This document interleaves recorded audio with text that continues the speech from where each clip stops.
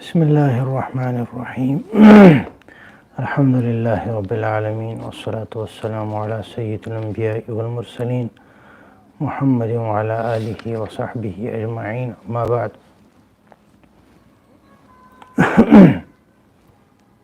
أعوذ بالله من الشيطان الرجيم. بسم الله الرحمن الرحيم.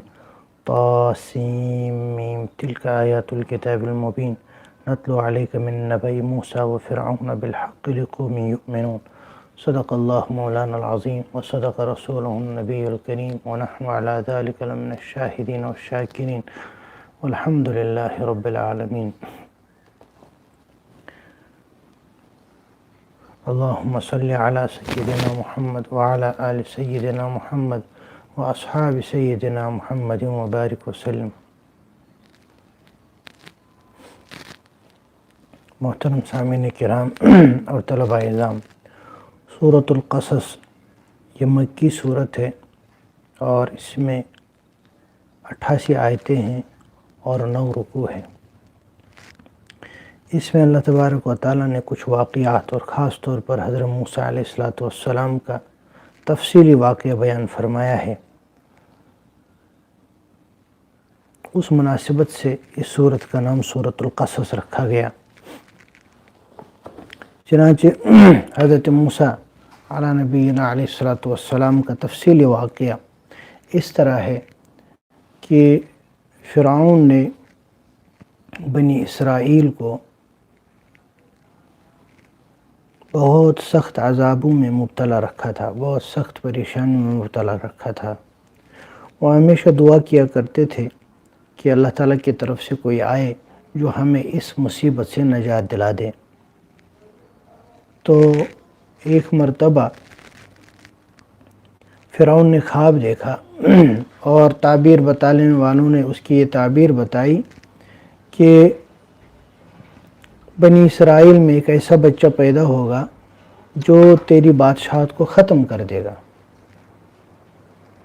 تو اس لیے فرعون نے اعلان کیا کہ بھئی جو بھی بنی اسرائیل میں لڑکا پیدا ہو تو اس کو قتل کر دیا جائے اور لڑکی ہو تو اس کو زندہ رکھا جائے. اسی درمیان ایک گھر میں ایک بچہ پیدا ہوتا ہے اور اس کی ماں کے دل میں اللہ تبارک و تعالیٰ بات ڈالتی ہے، اللہ تبارک و تعالیٰ بات ڈالتے ہیں کہ جو ہی تجھے ڈر لگے تو ایک صندوقچے میں اس کو رکھو اور رکھنے کے بعد اس کو پانی کے اندر ڈال دو. تو وہ ایک صندوق سے بنواتی ہے اور اس بچے کو اس کے اندر رکھ دیتی ہے اور پھر دریا کے اندر ڈال دیتی ہے. اور اپنی بیٹی کو اس صندوق کے پیچھے لگا دیتی ہے کہ آپ دیکھتی رہو کہ یہ صندوق کہاں جائے اور کس طرح جائے. چلتے چلتے یہ صندوق جو ہے فرعون کی حویلی کے پاس سے گزرا. فرعون وہاں رہتا تھا یا کچھ کام کے سلسلے میں گھومنے کے سلسلے میں گیا تھا. تو بہرحال اس نے جو ہی دیکھا تو اس نے جو ہے اس کو پکڑنے کے لیے بندے بھیجے. صندوق کو لیا گیا، جب دیکھا تو اس میں بچہ تھا. تو فرعون نے چاہا کہ اس کو میں قتل کر دوں، ممکن یہ وہی ہو. لیکن فرعون کی بیوی اس نے کہا یہ میری اور تیری آنکھوں کی ٹھنڈک ہو سکتا ہے، ان کا بچہ نہیں تھا لہذا اس کو قتل نہ کرو، ہم اس کو بیٹا بنا لیں گے. حدیث میں آتا ہے فرعون نے کہا کہ ہاں تیری آنکھوں کی ٹھنڈک ہو سکتا ہے، میری آنکھوں کی ٹھنڈک نہیں ہوگا. بہرحال انہوں نے بچے کو لیا لیکن بچہ کسی کا دودھ نہیں پی رہا. تو جب بچہ دودھ نہیں پی رہا تھا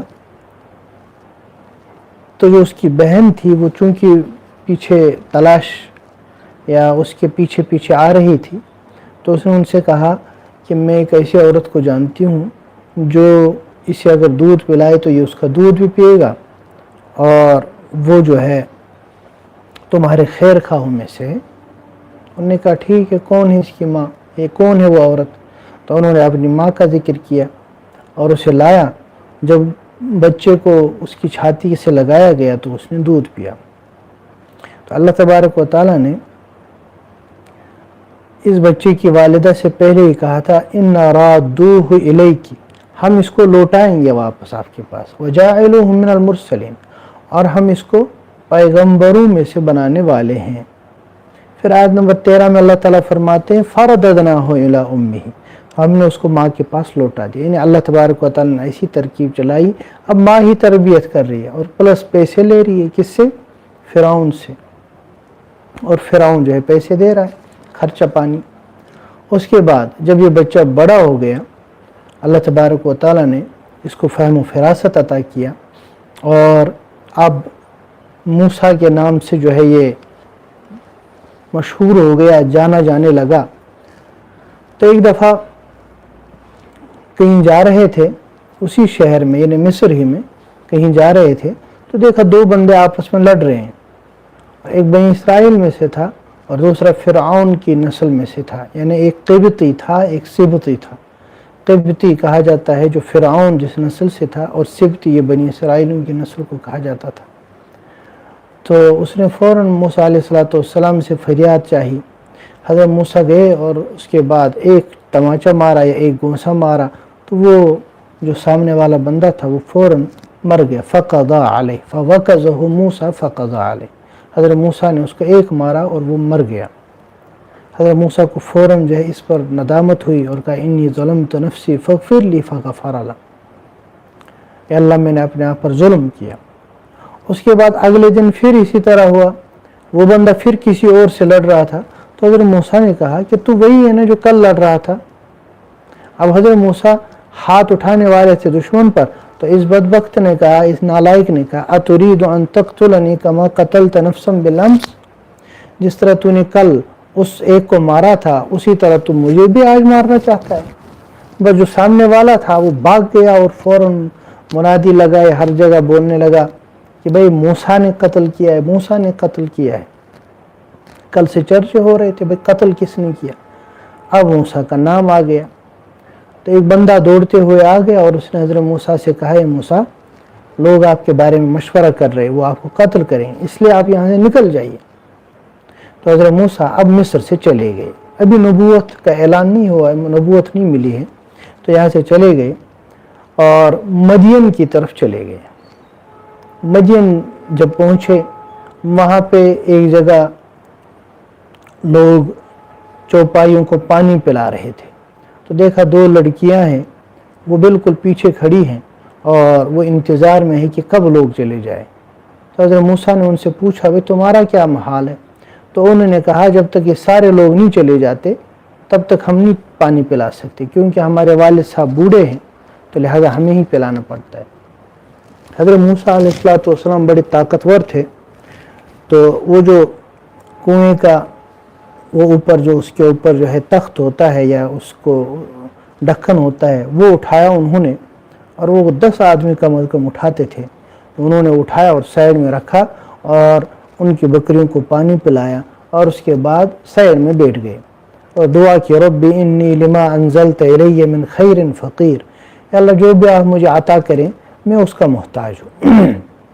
کچھ دیر کے بعد ان دو بہنوں میں سے ایک بہن حیا کے ساتھ آئی، تمشی علی استحیاء، وہ چلتی ہوئی آئی حیا کے ساتھ، حیا کا پیکر بن کے۔ اس سے پتہ چلتا ہے کہ شریف گھرانوں کی جو لڑکیاں ہوتی ہیں، جو عورتیں ہوتی ہیں، وہ حیا کے ساتھ وقار کے ساتھ چلتی ہے۔ تو انہوں نے پردے کے پیچھے سے کہا کہ میرے والد صاحب آپ کو بلا رہے ہیں، تو انہوں نے کہا ٹھیک ہے۔ احادیث میں آتا ہے، روایات میں آتا ہے، وہ آگے چلتی رہی اور حضرت موسیٰ پیچھے، تو کبھی کبھی ہوا آتی اور اس کا کپڑا ادھر ادھر ہل جاتا۔ حضرت موسیٰ نے ان سے کہا کہ آپ ایسا کرو، آپ میرے پیچھے چلو اور میں چلتا رہوں گا، جہاں دائیں بائیں مڑنا ہوگا وہاں تم جو اس طرف کنکر ونکر مار دینا، تاکہ مجھے سمجھ میں آئے کہ دائیں جانا ہے کہ بائیں۔ بہرحال جب وہ پہنچے ان کے گھر ان کے والد صاحب سے ملاقات ہوئی، تو انہوں نے کہا کہ بیٹا ڈرنے کی بات نہیں ہے، یہاں فرعون کی حکومت نہیں چلتی۔ اور ان بیٹیوں میں سے ایک نے کہا اے ہمارے والد، اگر آپ ملازم رکھنا چاہیں ان بکریوں کے لیے، بہترین لڑکا ہے القوی الامین، طاقتور بھی ہے کیونکہ اس کی طاقت دیکھی تھی، الامین بھی ہے، امانت دار بھی ہے، کیوں؟ وہ امانت اور حیا وغیرہ بھی دیکھی تھی اس کی۔ تو اس شیخ نے، وہ شیخ کون تھے؟ حضرت سیدنا یعقوب، حضرت سیدنا شعیب علیہ نبینا علیہ الصلوۃ والسلام۔ انہوں نے حضرت موسیٰ سے کہا کہ میں آپ کا نکاح اپنی بیٹیوں میں سے ایک سے کرنا چاہتا ہوں، لیکن شرط یہ ہے 8 سال تمہیں میری خدمت کرنی ہوگی، ہمارے یہاں کام کرنا ہوگا، اگر 10 سال بھی پورے کرو تو اچھی بات ہے۔ حضرت موسیٰ علیہ الصلوۃ والسلام نے فرمایا ٹھیک ہے، طے تو یہی ہے کہ 8 کروں یا 10، تو اس کے بعد جو ہے میں چلا جاتا ہوں۔ پھر 8-10 سال ہو گئے تو حضرت شعیب نے اپنی بیٹی سے ان کا نکاح کیا۔ اس کے بعد حضرت موسیٰ علیہ الصلوۃ والسلام اپنے انہی گھر والوں کے ساتھ اب واپس مصر چلے گئے۔ سوچا کہ 10 سال میں تو سب بدل گیا ہوگا، تو اس لیے حضرت موسیٰ علیہ الصلوۃ والسلام چلے اور کوہ طور کے پاس پہنچے۔ تو ان کی اہلیہ جو ہے، جو حمل سے تھی، انہیں جو ہے آگ اور تاکہ رات میں چلنے کے کام آئے، تو حضرت موسیٰ علیہ الصلوۃ والسلام نے دور سے دیکھی آگ۔ جب وہاں چلے گئے تو پتہ چلا کہ وہاں سے تو اللہ تبارک و تعالیٰ کی طرف سے آواز آ رہی ہے۔ وہیں پہ حضرت موسیٰ علیہ الصلوۃ والسلام کو اللہ تبارک و تعالیٰ نے نبوت عطا کی، جس کا تفصیلی تذکرہ آیا تھا، اور انہوں نے اپنے لیے اپنے ساتھ ساتھ حضرت ہارون علیہ الصلوۃ والسلام کی نبوت کی درخواست بھی کی۔ اللہ نے فرمایا سَنَشُدُّ عَضُدَكَ بِأَخِيكَ، تیرے بازوں کو ہم مضبوط کر دیتے ہیں تیرے بھائی کے ذریعے سے، لہٰذا تم چلے جاؤ۔ اس کے بعد یہ فرعون کے پاس آتے ہیں اور فرعون کے ساتھ وہ مکالمہ ہوتا ہے، وہ گفتگو ہوتی ہے، جس کا تذکرہ پیچھے بھی آیا ہے۔ پورا تذکرہ، پوری تفصیل ہے، اللہ تبارک و تعالیٰ نے بیان فرمائی ہے۔ یہاں پہ یاد رکھنے کی بات ہے، حضور پاک صلی اللہ علیہ وسلم کو خطاب کیا جا رہا ہے، وَمَا كُنْتَ بِجَانِبِ الْغَرْبِيِّ إِذْ قَضَيْنَا إِلَى مُوسَى الْأَمْرَ وَمَا كُنْتَ مِنَ الشَّاهِدِينَ۔ اے پیغمبر، آپ مغربی جانب میں اس وقت نہیں تھے جب ہم حضرت موسیٰ کو حضرت موسیٰ کو نبوت دے رہے تھے، آپ وہاں حاضر نہیں تھے، بلکہ تو صدیوں بعد کی بات ہے، لیکن آپ کے پاس یہ باتیں کیسے پہنچی؟ وَلَكِنَّا كُنَّا مُرْسِلِينَ، ہم پیغمبر بھیجنے والے، یعنی آپ تو پیغمبر ہیں۔ بہرحال یہاں پہ یاد رکھنا ہے وہ ایک اہم بات، وہ یہ ہے کہ اللہ تبارک و تعالیٰ نے حضرت موسیٰ علیہ الصلوۃ والسلام کا تفصیلی تذکرہ فرمایا۔ اس کے اندر ہمارے لیے بہت ساری نصیحتیں۔ ایک نصیحت یہ ہے کہ اللہ تبارک و تعالیٰ جب چاہتے ہیں تو کسی کی بھی حفاظت اور کسی بھی طریقے سے کرتے ہیں، اور اللہ تبارک و تعالیٰ جب کسی کے مقدر میں کوئی چیز رکھ دیتے ہیں تو دنیا کی کوئی طاقت جو ہے اس چیز کو چھین نہیں سکتی، دنیا کی کوئی طاقت جو ہے اسے یہ نہیں کر سکتی۔ اور جو بندہ اللہ تبارک و تعالیٰ کے ساتھ عشق کی حد تک محبت رکھتا ہو، اللہ تبارک و تعالیٰ اس کے لیے راہیں کھول دیتے ہیں۔ دیکھیں کہ پھر پورا مصر اللہ تبارک و تعالیٰ نے کس طرح حضرت موسیٰ علیہ الصلوۃ والسلام اور ان کی قوم کو عطا فرمایا۔ جی اسی صورت میں آگے آیت نمبر 56 میں آیت ہے اِنَّكَ لَا تَهْدِي مَنْ أَحْبَبْتَ وَلَكِنَّ اللَّهَ يَهْدِي مَنْ يَشَاءُ۔ اے پیغمبر، جسے آپ چاہیں اسے آپ ہدایت نہیں دے سکتے، ہدایت دینا تو اللہ کا کام ہے۔ دو باتیں یاد رکھنی چاہیے، ایک ہدایت ہوتی ہے راستہ دکھلانا، وہ تو پیغمبر ہی کا کام ہے، پیغمبر ہی راستہ دکھلاتا ہے، اور دوسری ہدایت ہوتی ہے راستے پر چلا دینا، یہ اسلام عطا کر دینا، دین کی توفیق دے دینا، یہ اللہ تبارک و تعالیٰ کا کام ہے۔ پیغمبر کا کام ہوتا ہے راستہ دکھلانا اور پھر اس راستے پر چلانا، یہ اللہ کا کام ہے۔ جی اور اس کے بعد پھر اللہ تبارک و تعالیٰ نے قارون کا تذکرہ کیا ہے اس صورت کے آخر میں، آیت نمبر 76 میں، ان قارون کان من قوم موسیٰ۔ یہ قارون کون تھا؟ یہ حضرت موسیٰ علیہ الصلوۃ والسلام کی قوم کا ایک فرد تھا، اور سمجھا منافق ٹائپ کا تھا۔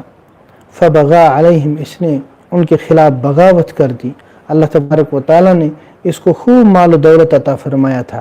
کتنا مال و دولت عطا کیا تھا کہ اس کے خزانوں کی صرف چابیاں جو ہے وہ طاقتور کئی لوگ اٹھا پاتے تھے، صرف کنجیاں، صرف چابیاں اس کی۔ تو اللہ تبارک و تعالیٰ نے اس کو جو ہے آزمائش میں ڈالا۔ حضرت موسیٰ علیہ السلام نے اس سے کہا، فرمایا کہ اللہ تبارک و تعالیٰ کا حکم ہے کہ تمہیں زکوٰۃ دینی ہے۔ تو اس نے کہا زکوٰۃ میں کیوں زکوٰۃ دوں؟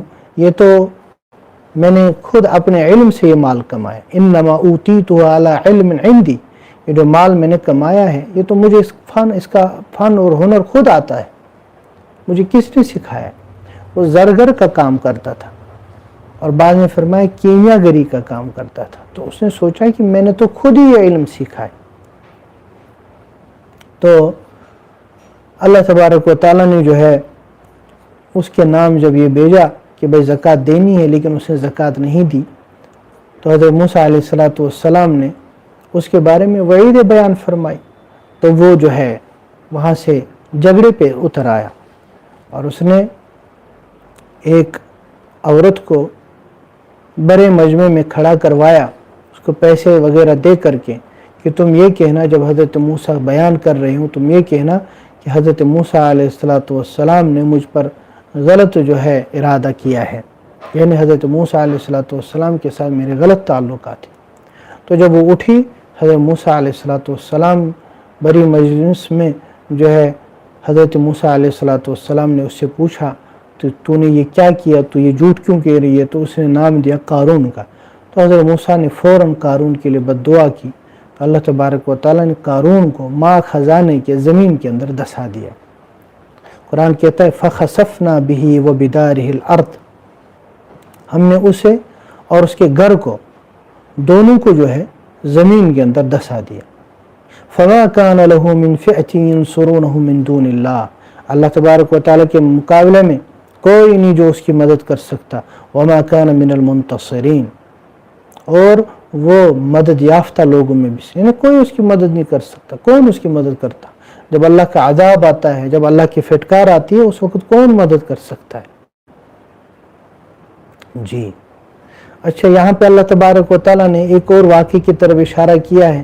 فَخَرَجَ عَلَىٰ قَوْمِهِ فِي زِينَتِهِ قَالَ الَّذِينَ يُرِيدُونَ الْحَيَاةَ الدُّنْيَا يَا لَيْتَ لَنَا مِثْلَ مَا أُوتِيَ قَارُونَ، ایک دفعہ نکلا اور اپنے لاہ و لشکر کے ساتھ، اپنے جاؤ حشم کے ساتھ نکلا، تو لوگ کہنے لگے جن کو دنیاوی زندگی اور خاص طور پر مال و دولت کی لت لگی ہوئی ہے، کہنے لگے ہائے کاش ہمیں بھی قارون کی طرح مال دیا جاتا، اس کو تو اللہ تبارک و تعالیٰ نے خوب عطا کیا ہے۔ اور جو اہل علم تھے انہوں نے کہا ویلکم، تمہیں ہو کیا گیا، ثواب اللہ خیر لمن آمن وعمل صالحا، اصل تو ایمان اور اعمال صالحہ ہے، اور اس کے اوپر پھر جو اللہ تبارک و تعالیٰ جزا دیتے ہیں اصل تو وہ ہے، تمہیں ہو کیا گیا۔ پھر جب اللہ تبارک و تعالیٰ نے اس کو زمین میں دسایا مال سمیت، تو اب لوگ تمنا کرنے لگے وَإِكَأَنَّ اللَّهَ يَبْسُطُ الرِّزْقَ لِمَنْ يَشَاءُ مِنْ عِبَادِهِ وَيَقْدِرُ لَوْلَا أَمَّنَّ اللَّهُ عَلَيْنَا لَخَسَفَ بِنَا، شکر ہے اللہ تعالیٰ نے ہمیں جو ہے مال زیادہ نہیں دیا تھا، ورنہ ہم بھی آج دسائے دیے جاتے۔ کہنے کا مطلب یہ ہے انسان کو مال اور مال کے حرص اور لالچ نہیں رکھنی چاہیے، بلکہ حلال طریقے سے جتنا مال آ جائے بس اسی کے اوپر انسان کو اکتفا کرنا چاہیے۔ آگے آیت ہے، آیت نمبر 85، ان الذی فرض علیک القرآن لرادک الی معاد۔ یہ سورۃ القصص جو ہے یہ خاص موقع پر نازل ہوئی تھی۔ وہ خاص موقع کیا تھا؟ رسول اللہ صلی اللہ علیہ وسلم جب ہجرت کر کے مکہ سے مدینہ طیبہ کی طرف جا رہے تھے، تو مکہ کے بالکل اخیر میں جو ہے ایک پہاڑی ہے، ایک جگہ ہے جحفہ جسے کہتے ہیں، وہاں رسول اللہ صلی اللہ علیہ وسلم تھے، اور وہاں سے ایک نظر پیچھے مکہ مکرمہ کی طرف ڈالی، اور اس کے بعد حسرت بری نگاہ سے مکہ کو دیکھا، اور مکہ کو دیکھنے کے بعد پھر جو ہے آگے کی طرف چلے۔ تو اس وقت اللہ تبارک و تعالیٰ نے یہ صورت نازل فرمائی، اور اس میں فرمایا ان الذی فرض علیک القرآن، ایک پیغمبر جس اللہ تبارک و تعالیٰ نے قرآن پاک آپ پر نازل فرمایا، لرادک الی معاد، وہ ضرور بالضرور آپ کو اپنے ٹھکانے کی طرف لوٹا دیں گے، یعنی جس مکہ سے آپ کو نکالا جا رہا ہے اس مکے کی طرف آپ کو پھر سے لوٹایا جائے گا۔ اور پورا حضرت موسیٰ کا واقعہ بیان فرمایا کہ حضرت موسیٰ علیہ السلام उनको भी जो है घर से निकलना पड़ा, बचपन ही में निकाला गया उन्हें। लेकिन फिर अल्लाह तबारक व तआला ने किस तरह हालात पलटे और हालात पलटाए और हज़रत मूसा अलैहिस्सलाम को वापस जो है फिर अपनी माँ के पास लाया गया। और फिर उनको मिस्र से निकलना पड़ा, मदियन, लेकिन फिर मदियन से अल्लाह तबारक व तआला ने वापस लाया मिस्र में, और मिस्र और उसकी सारी सल्तनत और बाकी कुछ सब अल्लाह तबारक व तआला ने उन्हें और उनकी कौम को अता किया। बिल्कुल इसी तरह ये पैगम्बर आपके साथ होगा। ये मक्का वाले इस वक्त आपको निकाल रहे हैं तो निकालने दें, लेकिन फिर वापसी पे आपको फिर वापस जो है ये मक्का अता किया जाएगा और मक्का की हुकूमत और सियादत फिर अल्लाह तबारक व तआला ने रसूलुल्लाह सल्लल्लाहु अलैहि वसल्लम को अता फरमाई। आगे सूरतुल अनकबूत है। सूरतुल अनकबूत जो है ये मक्की सूरत है। सूरह अनकबूत में अल्लाह तबारक व तआला ने मकड़ी की मिसाल बयान फरमाई है, तो उसी मुनासबत से इस सूरत का नाम जो है सूरह अनकबूत। शुरू में अल्लाह तबारक व तआला आमन्ना वहुम ला यफ्तनून, उनको यूं ही छोड़ दिया जाएगा, ईमान लाने के बाद उनको आजमाया नहीं जाएगा। आप लोगों से पहले जो लोग गुजरे हैं उनको आजमाया गया, लिहाजा आप लोगों को भी आजमाया जाएगा, ताकि अल्लाह तबारक व तआला को ये मालूम चले कि कौन बंदा सच्चा है और कौन झूठा है। इससे पता चलता है कि जिसने भी ईमान लाया अल्लाह तबारक व तआला उसको आजमाइशों में मुब्तला फरमा देते हैं। अल्लाह तबारक व तआला उसे आजमाते हैं ताकि इसे इस ईमान की कदर है या नहीं, ये ईमान लाने के बाद जो है क्या आमाल करता है, कैसे आमाल करता है, और ईमान लाने के बाद ये खुश है भी या नहीं, या ये बाकी दीनों की तरह, बाकी मज़हबों की तरह इस दीन को, दीन इस्लाम को भी एक मज़हब समझता है जिसका ताल्लुक़ सिर्फ मस्जिद या मंदिर के साथ है, उसके अलावा जो पूरी ज़िंदगी है उसके साथ इसका कोई ताल्लुक़ नहीं। आगे फरमाया वमन जाहद फ़इन्नमा युजाहिदु लिनफ्सी, कोई बंदा मुजाहदा करता है, कोई बंदा अल्लाह तबारक व तआला की राह में तकलीफ़ें उठाता है तो उसका सवाब उसे ही मिलता है, उसका फ़ायदा उसे खुद है, उसके अलावा किसी और को उसका फ़ायदा नहीं। लिहाजा जो बंदा दीन पर चलने के लिए जितनी मशक्क़तें बर्दाश्त करता है, जितनी मेहनत करता है, उसका फ़ायदा उसे ही मिलता है। जी आगे अल्लाह तबारक व तआला ने हज़रत नूह अलैहिस्सलातु वस्सलाम उनकी कौम का ज़िक्र फरमाया, और उसके साथ हज़रत इब्राहीम का ज़िक्र फरमाया, उसके साथ फिर हज़रत लूत अलैहिस्सलातु वस्सलाम का भी ज़िक्र फरमाया। आगे इन कौमों का ज़िक्र करने के बाद आयत नंबर 40 में फरमाया फ़कुल्लन अख़ज़ना बिज़ंबि फ़मिनहुम मन अरसलना अलैहि हासिबा, ये जितनी भी कौमें थी इनको इनके गुनाहों की वजह से हमने इनकी पकड़ की, बहुत सारों ने यानी इन तमाम ने रोगर्दानी की, सरकशी की।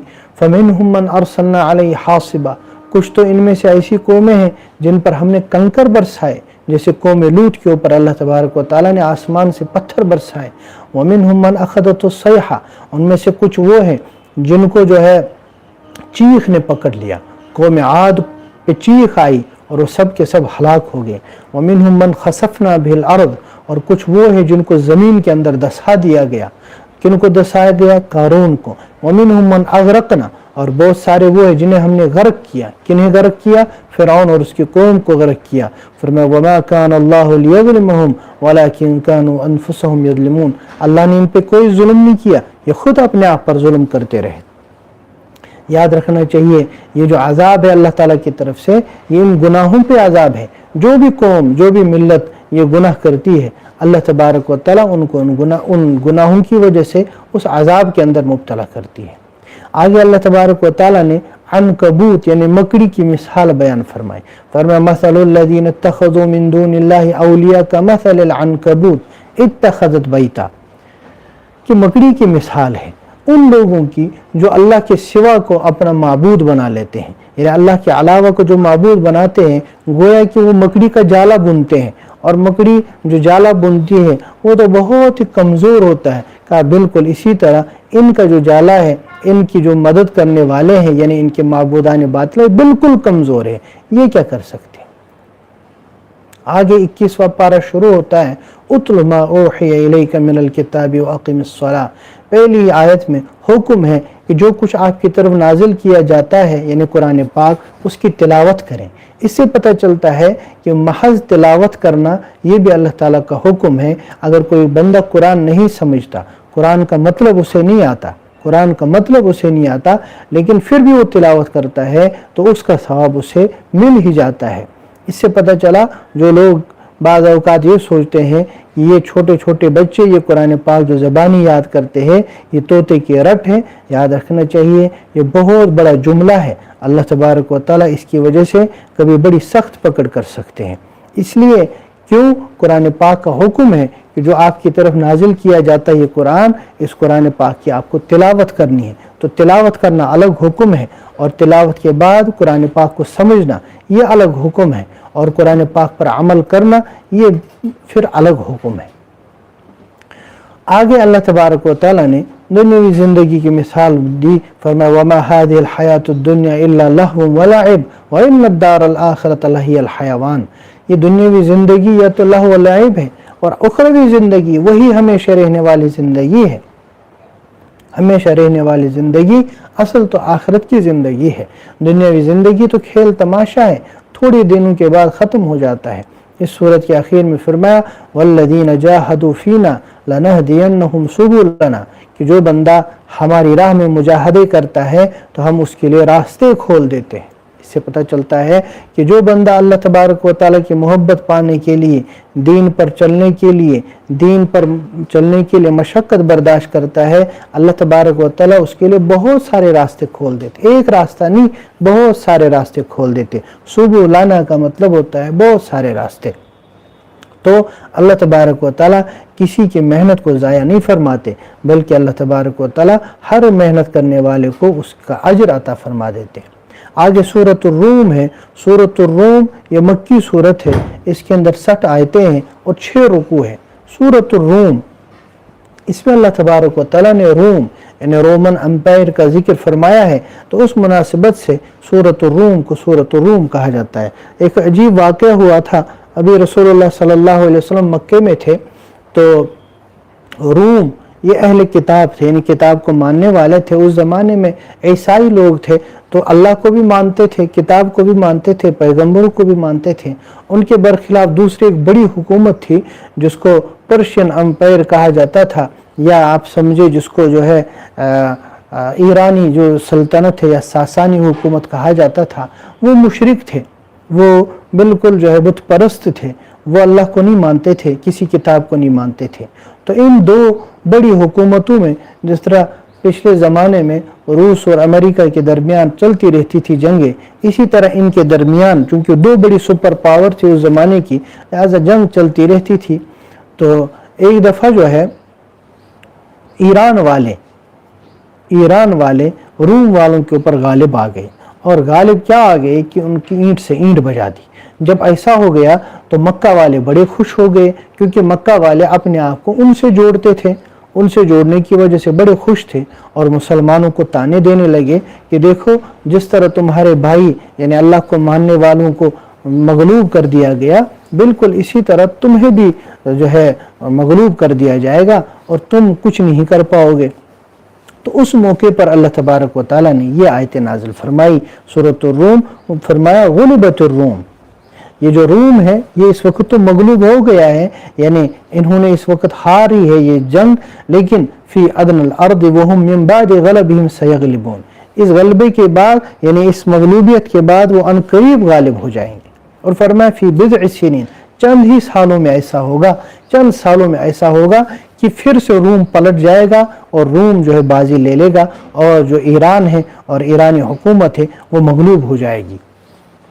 जब ऐसा हुआ तो लोग और परेशान, और कुफार मक्का ने और जो है मजाक उड़ाना शुरू किया। उसी दरमियान हज़रत सैयदना अबू बकर सिद्दीक़ रज़ी अल्लाह तआला अन्हु ने अबू जहल से इस पर शर्त लगाई, 100 ऊँटों की शर्त लगाई। हज़रत अबू बकर ने फरमाया कि अगर चंद सालों में 9 साल के अंदर अंदर अगर ऐसा नहीं हुआ तो मैं आपको 100 ऊँट दे दूँगा, और अगर ऐसा हुआ तो फिर तुम्हें देने पड़ेंगे।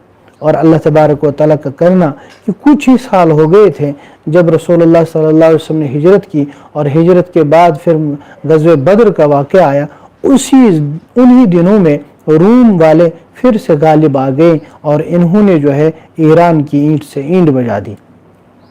جب ایسا ہوا تو حضرت ابوبکر صدیق رضی اللہ تعالیٰ عنہ جو ہے ابو جہل کے وارثوں کے پاس گئے اور کہا تھا کہ ہم نے شرط لگائی تھی، لہذا وہ شرط پوری کرو۔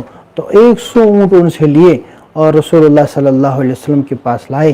چونکہ اس وقت شرط کی نفی یعنی شرط اس طرح شرط و شروط کو ناجائز قرار دیا گیا، تو اس وجہ سے حضرت ابوبکر صدیق رضی اللہ تعالیٰ نے وہ سارے کے سارے 100 کے 100 اونٹ صدقہ کر دیے۔ کیوں؟ اس زمانے میں یعنی مکہ کے دور میں وہ شرط لگانا جائز تھا، لیکن پھر اس کے بعد اس کی اجازت نہیں تھی۔ آگے اللہ تبارک و تعالیٰ نے آیت نمبر 20 سے اپنی نشانیاں بیان فرمائی۔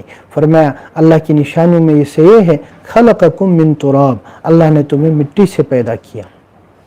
اور اللہ تبارک و تعالیٰ اپنی نشانیوں میں سے بیان فرمایا خلق لکم من انفسکم ازواجا، اللہ تبارک و تعالیٰ نے تم ہی میں سے تمہارے لیے بیویاں عطا کی، لتسکنوا الیہا، تاکہ تم سکون حاصل کرو ان سے، اور تمہارے درمیان مودت اور رحمت اور محبت اللہ تبارک و تعالیٰ نے ڈال دی۔ اس کا مطلب یہ ہوا کہ میاں بیوی کا جو آپس کا رشتہ ہے یہ اللہ کی عظیم نشانیوں میں سے ایک نشانی ہے کہ ان کو آپس میں ایک دوسرے سے سکون تسکین ملتی ہے، اور اس کے ساتھ ساتھ آپس میں محبت اور جو ہے رحم دلی ملتی ہے۔ اور اس کے علاوہ فرمایا اللہ کی نشانیوں میں سے ہے خلق السماوات والارض، اللہ تبارک و تعالیٰ نے آسمان زمین بنائے، واختلاف السنتکم والوانکم، اور تمہاری زبانیں اور تمہارے رنگ اللہ تعالیٰ نے مختلف بنائے۔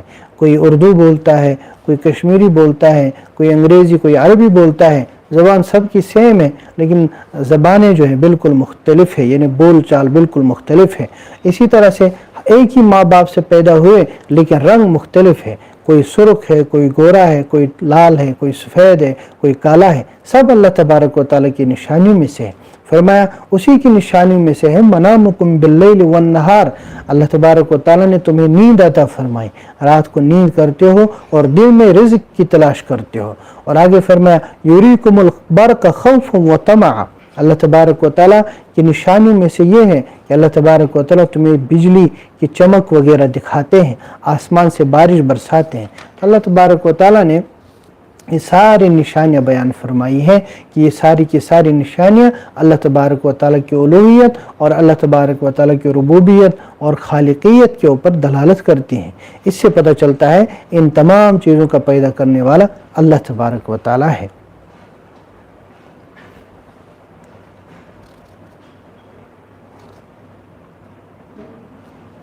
آگے آیت نمبر 39 میں فرمایا وما آتیتم من ربا لیربو فی اموال الناس فلا یربو عند اللہ، کہ جو تم مال کے اوپر ایک دوسرے سے سود لیتے ہو، انٹرسٹ لیتے ہو، اب سوچتے ہو اس کے ذریعے سے مال بڑھ جائے گا، یاد رکھنا چاہیے مال بڑھتا نہیں ہے بلکہ یہ گھٹتا ہے۔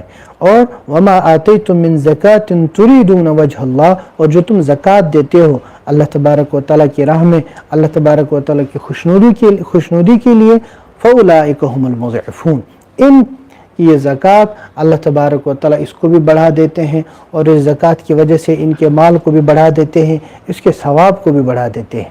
اس سے پتہ چلتا ہے کہ اگر کوئی انسان اپنے مال میں سے صدقہ وغیرہ کرتا ہے تو اللہ تبارک و تعالیٰ اس کے اندر برکت عطا فرماتے ہیں۔ آگے آیت نمبر 41 میں فرمایا ظہر الفساد فی البر والبحر بما کسبت ایدی الناس، کہ زمین میں، خشکی میں، تری میں جو کچھ فساد ظاہر ہو گیا ہے وہ انسان کے کرتوت کی وجہ سے ہے۔ چنانچہ اس سے پہلے بھی بتایا گیا تھا کہ جو کچھ انسانوں کے اوپر حالات پیش آتے ہیں، انسانوں کے اوپر جو ہے الگ الگ قسم کے سخت حالات آتے ہیں، وہ کیوں آتے ہیں؟ کیونکہ انسان کے اپنے گناہ ہیں، تو اپنے گناہوں کی وجہ سے یہ سب کچھ ہوتا ہے۔ تو انسان جتنا گناہوں سے بچے اللہ تبارک و تعالیٰ اس کو اتنا جو ہے ان چیزوں سے محفوظ فرماتے ہیں، حفاظت فرماتے ہیں۔ جی آگے فرمایا آیت نمبر 52 میں فَإِنَّكَ لَا تُسْمِعُ الْمَوْتَى وَلَا تُسْمِعُ الصُّمَّ الدُّعَاءَ إِذَا وَلَّوْا مُدْبِرِينَ वमा अंत बिहादिल अम्य अन दलालतिहिम। यहाँ पे एक मसला चलता है, वो ये है कि क्या मुर्दे सुनते हैं या नहीं सुनते। याद रखना चाहिए मुर्दों के अंदर सुनने की सलाहियत है, बल्कि मुर्दे तो बोलते भी हैं। बुखारी शरीफ की रिवायत में है कि जब हम मुर्दे को ले जाते हैं, अगर वो नेक होता है वो कहता है कद्दिमूनी कद्दिमूनी, कि मुझे जल्दी ले चलो, मुझे जल्दी ले चलो, लेकिन कोई नहीं सुनता। इसी तरह से मुर्दे बोलते हैं लेकिन हम नहीं सुन पाते। कब्र में जब हम उसको दफन करते हैं तो दफन करने के बाद वो कहता है कि मुझे क्यों यहाँ छोड़ा। इसी तरह सुनते भी है, फरमाया इन्नहु लयस्मउ क़रअन आलिहिम, जब हम उनको दफन करने के बाद चले जाते हैं तो हमारे जूतों की आवाज़ भी वो सुनता है। मुर्दा सुनता है, अलबत्ता तब सुनता है जब अल्लाह तबारक व तआला उसे सुनने की इजाज़त दे दे। ऐसा नहीं है कि वो कहीं भी जाए और कहीं भी सुने। हाँ, अल्लाह तबारक व तआला सुनाना चाहे तो इसी वजह से तो हमें हुक्म है कि जब तुम कब्रिस्तान जाओ तो वहाँ पे सलाम किया करो, अस्सलामु अलैकुम अहलल क़ुबूर अंतुम लना सलफ़ व नहनु लकुम तबअ व इन्ना इंशाअल्लाहु बिकुम ललाहिक़ून। ये सलाम करना है, और ये सलाम किसको हम करते हैं, मुर्दों को करते हैं, और मुर्दे जो हैं ये हमारी बात को सुनते हैं। आगे उसके बाद फरमाया अल्लाह तबारक व तआला ने तुम्हें कमज़ोरी से पैदा फरमाया, यानी तुम कमज़ोर नुतफ़े की शक्ल में थे, अल्लाह तबारक व तआला ने उससे तुम्हें पैदा फरमाया। और फिर उसके बाद फिर अल्लाह तबारक व तआला ने कमज़ोरी के बाद तुम्हें ताकत बख्शी, और फिर ताकत के बाद फिर कमज़ोरी, और फिर बुढ़ापा भी बख्शा। यानी इंसान पैदा होता है उस वक़्त कमज़ोर होता है, फिर आहिस्ता आहिस्ता बड़ा हो जाता है, जवान हो जाता है, अब ताकतवर बन गया। अब ताकत के बाद फिर आहिस्ता आहिस्ता कमज़ोरी की तरफ आ जाता है। जी,